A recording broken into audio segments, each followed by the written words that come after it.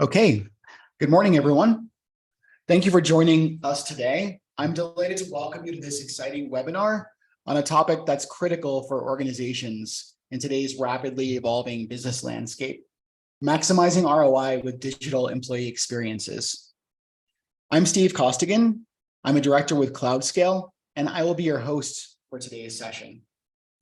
Joining me is Duncan Casemore, the CTO and co-founder of Applaud, and Patrick Worthington, the CXO of CloudScale. Gentlemen, would you like to quickly introduce yourselves? Hey, good morning, good afternoon, everybody. Super excited to have you with us today while we're talking about a very pertinent subject about how do we measure, how do we deliver ROI with digital employee experience. And I'm delighted to be joined by Patrick. We care all about automation and AI and all things. So yeah, Patrick, over to you. Oh, sure. Hi, I'm Patrick Worthington. I'm the CXO of CloudScale.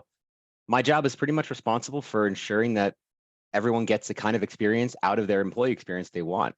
It's a complicated matter. Things have changed pretty substantially in the last couple of years, and there's a lot of exciting things coming up in the future. And I've been working in this space going on almost 12 years now, specifically in employee experience, covering both CX and UX.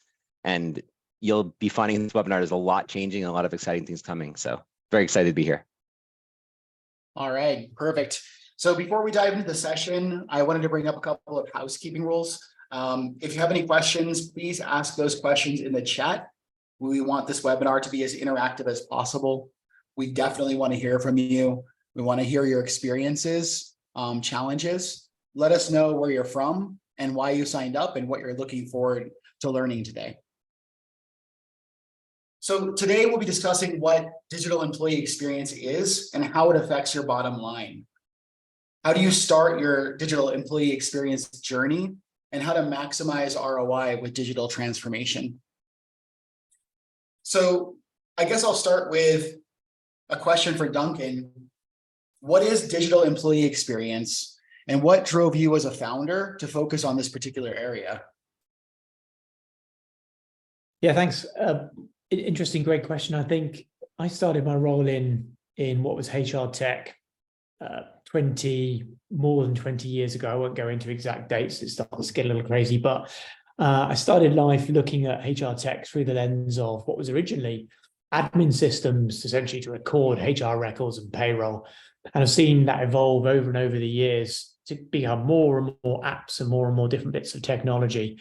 And what was historically HR solutions is now broadened into work tech, and it's a really big area. And I think what has always been the most interesting part to me is how do we detach ourselves from the role of HR and the role of playing lines of business leaders into really thinking about how do we create value for our employees, how do we get more out of human capital, how do we make our people the best they can possibly be. And that, for me, there has not been a more exciting time to be in this space right now. We are at the middle of significant and crazy disruption that I've not seen in the 25 years I've been in this industry. It's never been a more exciting, never been a more crazy time. There are so many apps, so many different ways that we can engage and use digital technologies. And so now it's so important to really be thinking about how do we focus and how do we do things that deliver the best ROI for our business? How do we focus our time and concentrate on those things that deliver actual returns whilst benefiting the employee and striking that balance right?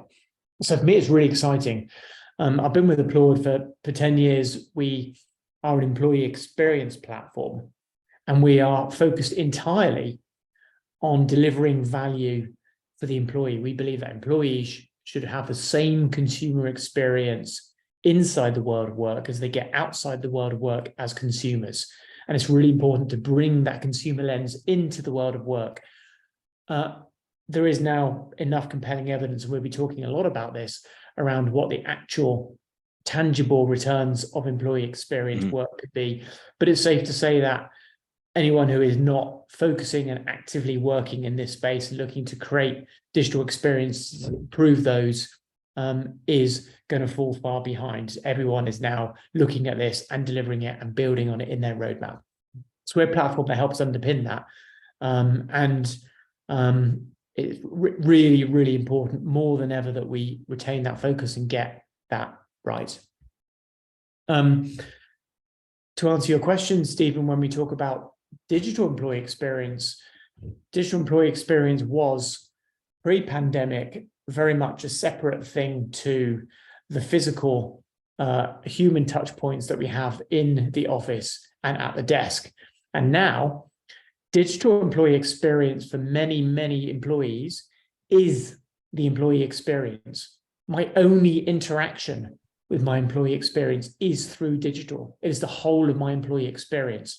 So actually, there's lots of things on here about employees need the right apps, they need the right capabilities technically, but actually, my employee experience is the only way digital is the only way I interact for employee experience. So it's super important that we invest time to get this right and get it really, really improving the everyday lives of employees.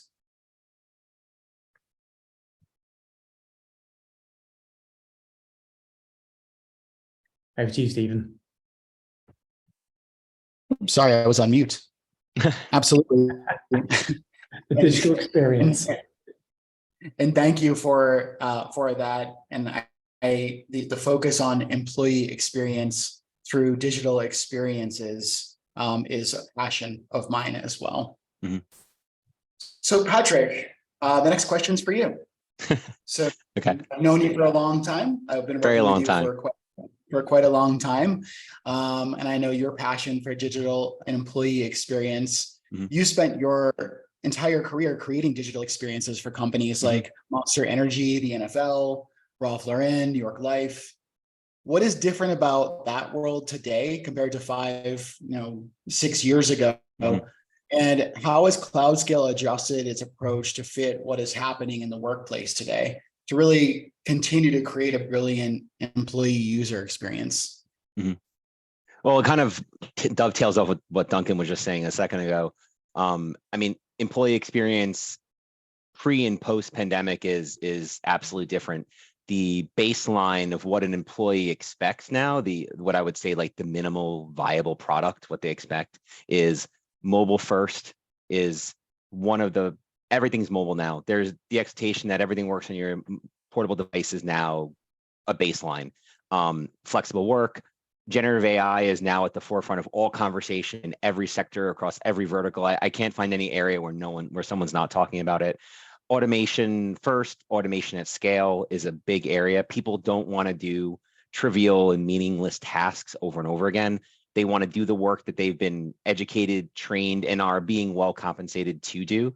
And then the last thing is the concept of an employee experience platform such as Applaud and other platforms like this for supporting how they interact with not only the company but with their coworkers. So the idea is that this isn't just about how do I do my work, I go on the internet, I search for something, but how do I interact with my company in a meaningful way? So basically the entire, what a person expects is a holistic experience that delivers every aspect of their work in a way that's smooth and well connected and understanding of where their education and where their background comes from. And that's a really big change from where it was previously, where it was, I was hired, I'm put in this position. Now, employees expect employers to understand what they're trying to solve. So, and then at CloudScale, we're doing a lot of stuff. We have a huge portfolio of work we're now jumping into. So, we started our automation practice about 3.5 years ago as a response to what we saw was just dramatic change in that area. We've done in enormous automation projects for Fortune companies and smaller companies as well. And actually, what we're doing right now is we're on the cusp of launching our first generative AI large language model LLM practice. And then we're going to start incorporating secondary projects such as AutoGPT, which is if anyone's interested in looking up some buzzwords later, getting into how do you use AI to actually do things? How do you use ChatGPT to go out and execute tasks, to talk to itself, to prompt itself, to generate outcomes? So we're developing a lot of new tech in that area. So We like to really, kind of nerd out in this stuff. We have sessions internally where we talk about it and we jump into things. So, we're constantly making strides and trying to understand all this new tech as it comes out. Just some perspective, AutoGPT has just come out of release about 6 weeks ago. This is how new this technology is that we're investigating and working with. So Perfect. Well, thank you so much for that, Patrick. thank you, Stephen. So now it's time for us to ask you some questions. The audience. So we're going to run a poll, and please choose one of the answers to the following question. What specific areas or challenges do you believe should be prioritized for digital transformation within your organization in terms of employee experience? And the answers are onboarding and training processes, communication and collaboration tools, performance management and feedback systems, employee recognition and rewards programs, and lastly, work-life balance and wellness initiatives. I'm typing my answer in the chat. I'm not allowed to vote, but I'm going to put it in the chat so that way I can, after everyone posts, I can hit enter. You see, I'm not typing anymore. So perfect. Because I know what challenges me most when I'm working with people and we're talking about big projects and what we want to solve.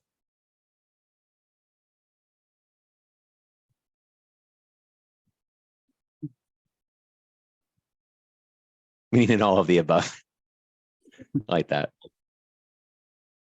Some of these dovetail really well, actually. They connect together really well.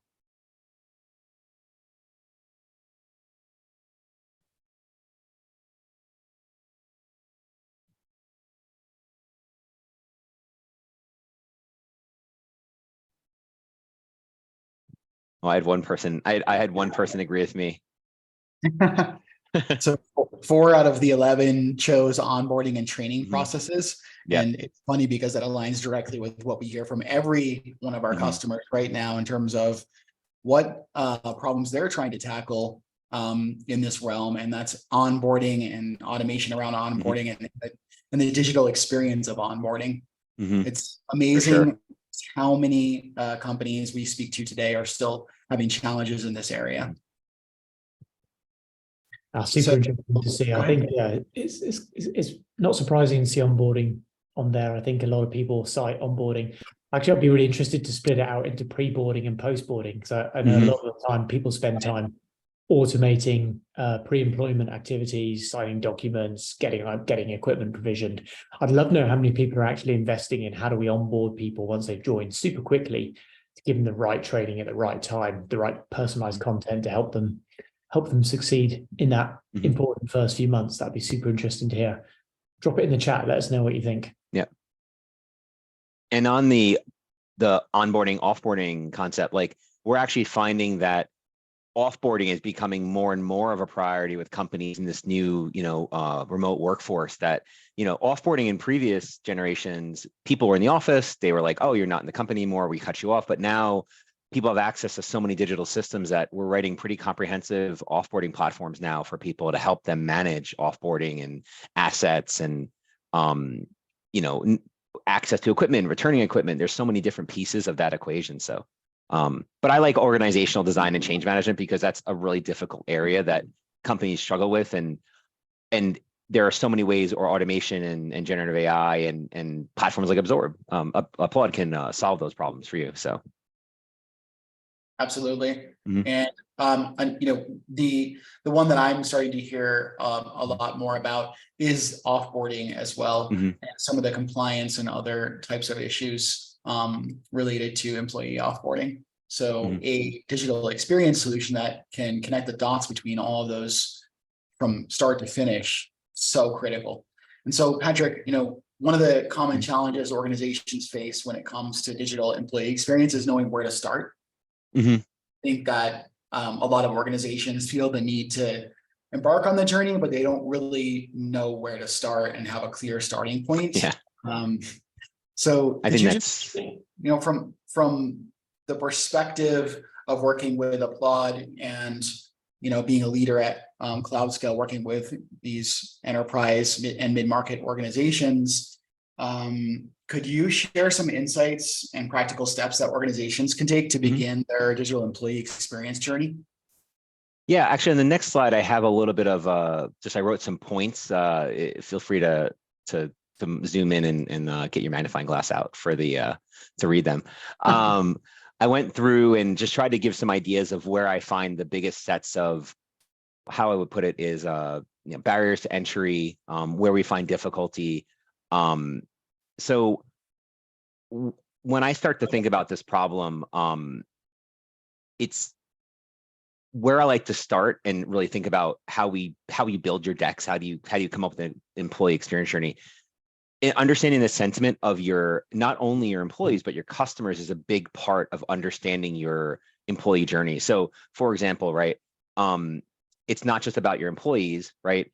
It's about your experience, how they experience your company and how they interact with it. So things like, thinking about Apple versus Meta right now, right? Apple just dropped their VR headset. They just released, similar product offerings in some markets. Obviously the Apple, cell phone and computers, but they have a lot of similarities. But their employee cultures are remarkably different, and the way that they interact with their employees and customer experience at Meta is pretty bad right now. The attrition of employees is pretty substantial. So that's an example of how understanding sentiment has a big impact on how you should engage and work with your employees. So looking at things like polling your own data, looking at how your employees are interacting with your company. So collecting data, passing it through sentiment analysis. There's a lot of different ways to go into that. It's a huge category, but another part is employees are very busy, and this is a collateral duty. So being involved in your employee journey with getting them up to speed and helping develop a real culture around this, you can't bother them too much. Otherwise, it becomes not fun, not interesting, and no one will care about it. So you have to be patient. It takes time to implement change.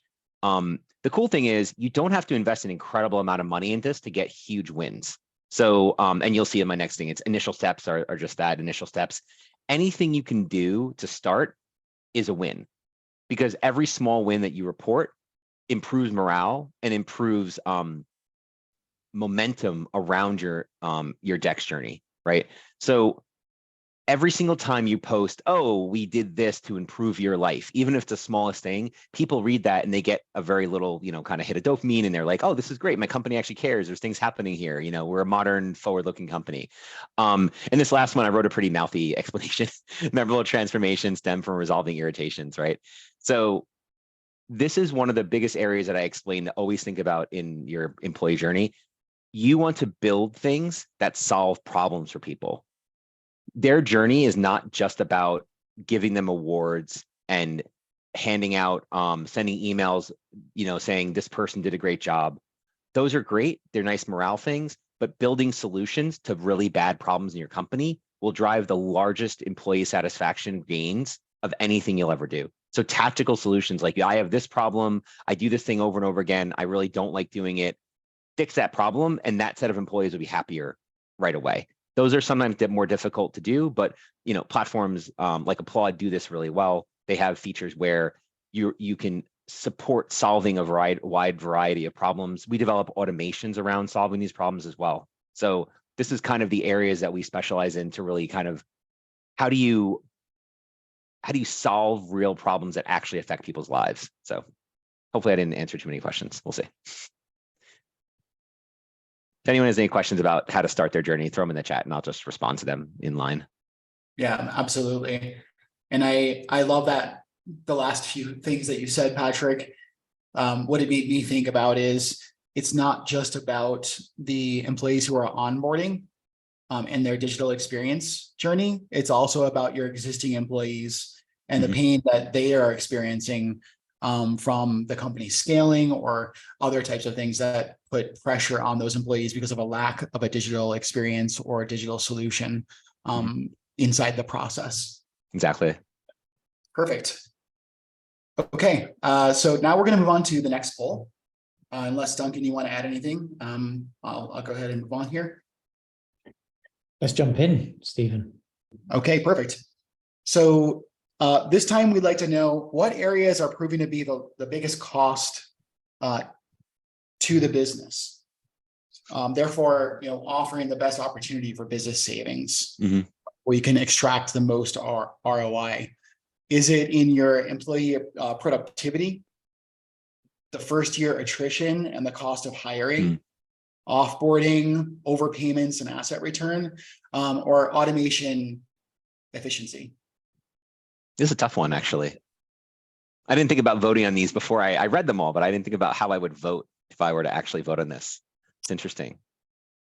And you have to pick one, I think. Only is what one. I think That's is it. You really get one hard. choice. Yeah. I'm going to get to go pick, back. well, if I could pick, I'd pick automation efficiency. But I think it's where most organizations are lacking right now and where it's costing the most.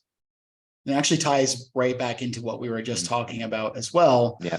Kind of that secondary problem in what can happen with digital experience and onboarding, where you've got a lot of pressure on the employees around the organization due to a lack of automation. We've had some really good success with offboarding, actually. We've saved companies hundreds of thousands of dollars a year on a myriad of different software, equipment, licensing. Like, it's amazing how much stuff gets lost in the fray of people leaving companies. It's quite, we found thousands of licenses for companies, in evaluations and processing. But Yeah, I think we have a winner. a clear winner on this one. Perhaps I was close. Sorry, Stephen. I know, I was just saying I was close. Yeah, automation came up quickly towards the end. That was, I think, for the deeper thinkers, that was a clear choice. Perfect. Yeah, I think the first year attrition is an obvious one. While it's clearly so expensive to hire staff, how do we keep them? Offboarding is an interesting one. I think you can create quite a clear ROI around offboarding with things like overpayments or non-recovery of assets quickly enough, or accounts being open and that kind of thing. There's also the harder thing to measure is the brand management of how do you create a smooth offboarding experience for employees, and how does that create a spiral effect for getting the brand out, the employer brand out there for others who may want to join in the future. And that's pretty tough to measure, but there's some clear measurement opportunities with all the other ones. I would expect your productivity to be higher. Yeah, absolutely. And so that's a clear, perfect segue into my next question for you, Duncan. And sorry, I guess the real question is, when it comes to digital employee experience, HR departments play a crucial role in shaping and enhancing the employee journey within an organization. How can HR contribute to maximizing ROI in the context of digital employee experience? Yeah, it's the $1 million question. I think you get technologies like Applaud. Technology is never a solution. It's just an enabler. And it's a big toolkit of capabilities that allow you to do lots of different things. That's why it's so important to have really forward-thinking strategic partners like CloudScale who really understand the business and can help create the right focus and roadmap to actually deliver impactful change. I think to answer that more specifically, there's now enough data out there to clearly indicate the impact of what a positive experience can look like. Those organizations who are experiential in nature have just significantly better results. There's Jacob Morgan is a great guy, does some really interesting research on this. These stats on here are from Josh Bersin. Many of you might have heard of Josh Bersin, but Jacob Morgan has some really interesting stats and did some analysis on the entire Fortune 100 best companies to work for, and looked at all of them, and found that only 6% of those organizations are excelling at employee experience. And despite them doing that, the returns are absolutely phenomenal on every single metric. So 4 times better revenue per employee, 2.8 times better profit, 2 times to 40 times as likely to appear in best of lists. So the impact is crystal clear. But we all should be doing this. The challenge is how do we know where to start? Where do we start with this? Oh, for me, it starts in two places. The first place is, first of all, I do believe HR should be taking the lead on employee experience. Employee experience is much broader than the remit of HR because it covers all lines of business. It covers all of those touch points that an employee has. But I believe HR are best placed to lead on that. And that means creating an operating model within HR that is designed to innovate and improve employee experience. You can't do it without people there and a team there ready to underpin ongoing employee experience improvement. So I think getting that operating model right, having a head of employee experience, having a team underneath them, having product owners, practicing design thinking, thinking about persona and journey mapping, and really designing and working on that, I think is a fundamental foundational point to be able to even do anything. And then when you have that, the difficult piece is, where do you start? Everybody is collecting broad survey feedback, annual surveys, maybe biannual surveys. We collect broad employee experience data. If we're lucky, we might have sentiment data as well to inform some of that. But what we rarely are doing is collecting micro feedback about day-to-day digital interactions. Like, what is my experience booking time off? How was my open enrollment experience? How was my day 7, my day 30 onboarding experience? How did I feel after I handed in my notice? What was it like becoming a manager? How do I feel about my promotion? And capturing those micro feedback is difficult. There's lots of ways to do it. But as Patrick was very clearly saying, the less we can bother employees with that information, the more insights we can derive from data and AI through sentiment, the better the output will be. That is how we create our roadmap of improvement. So we've got actual data informing where we focus our improvement. And then in terms of the metrics that we look at, we look at all the normal KPIs that organizations can look at. We look at cost to hire. We can look at productivity for transactions. We can look at HR efficiency. We can look at tier 0 resolution. So we can look at all the normal KPIs to measure these things. But actually, as we're creating our roadmap, let's not invest anything in improving particular experiences, particular lifecycle moments, until we understand what the actual quantifiable impact is going to be of investing that work, so that we're laser focused on continually improving things. Doesn't matter if we get it wrong. We experiment, we try things out, try new things, add them in, take them away, but we're always innovating and improving. And the net result is fundamentally a 5% increase in EX score generates a 1.81% return on sales. So there's some really, really positive outcomes of doing this, but it's super hard and super important to get that right. I don't know, Patrick, really, as an experienced in this area, what's your view on how we go about focusing in the right places? I mean, I always come back to sentiment. It's a big thing for me. Understanding sentiment is so critical. There's a million ways to do it. And Duncan, you could probably talk about sentiment analysis for hours, just like I can. Understanding the sentiment of employees, but also linking that to how you're understood from the market. So how do other people not associated with your company understand your culture, right? And does that understanding align with how your employees interact with your company? Because if they don't align, you're going to find fundamental rifts in how your employees interact with your customers and how they develop products and because that misalignment is something that can become a huge rift. It can develop into a huge chasm between your customers and your corporate culture. And you'll see that in companies that are behemoths in the industry, that owned entire sectors. But then what happens is their public persona and their internal corporate culture begin to shift because of just whatever culture, management, executive staff, whatever it may be.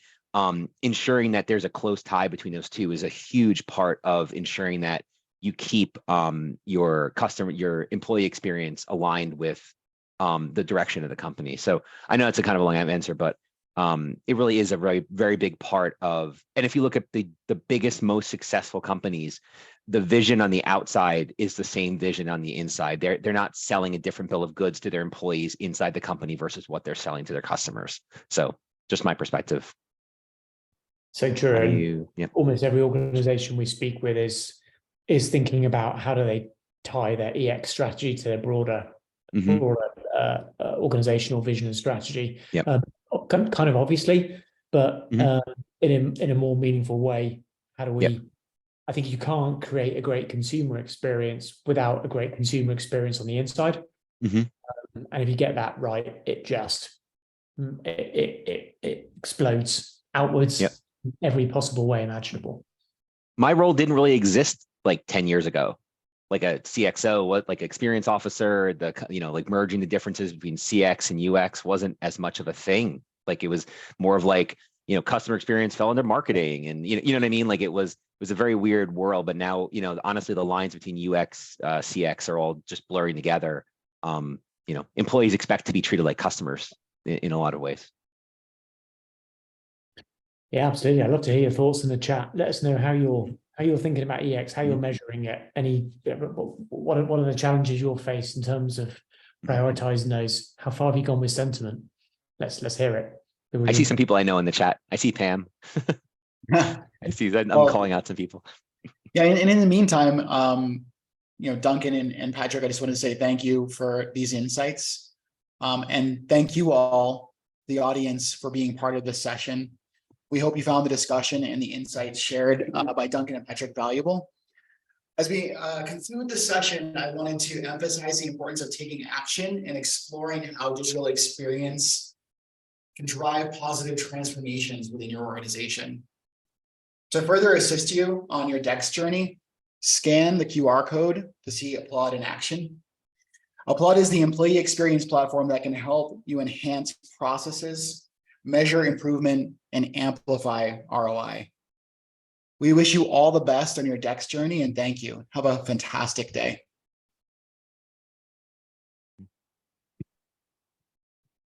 Thank you.